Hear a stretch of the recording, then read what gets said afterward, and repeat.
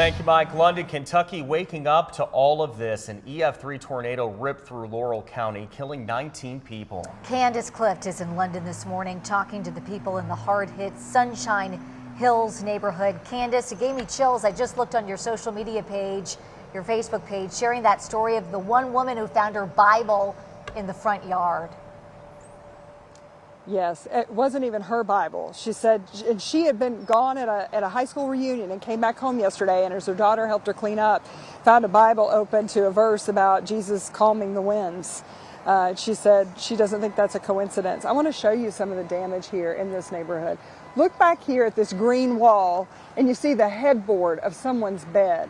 I mean, it's almost like these were doll houses, and parts of them were just taken off. And as several of the people who live on these streets have told me this morning, the longer you look, the more you see. And they've all said drone video, helicopter video, none of it does justice to just how chaotic this debris field is. We talked to two gentlemen who were here, who survived the storm. One of them was in an RV that was picked up and then thrown down on its side. Listen.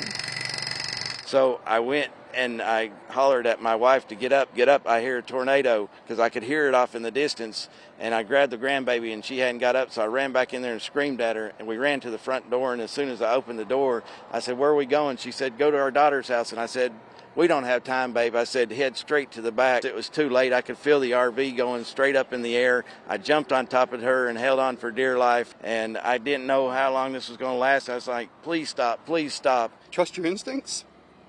I grew up in a town that had seen hundreds of tornadoes over the years, but I'd never experienced one. We moved to Kentucky, and as soon as I heard the sound and the freight train tune, I could hear my dad's voice. "Hey, bub, when you hear the freight train, it's too late. You have to go." Yeah, that gentleman grew up in Indianapolis, so he was familiar with severe weather like this. And he was also telling me that his wife went back to school, just graduated from Eastern Kentucky University at 1 p.m. on Friday, and he said they were just so happy. And then by 1 a.m. on Saturday, their whole world was in shambles.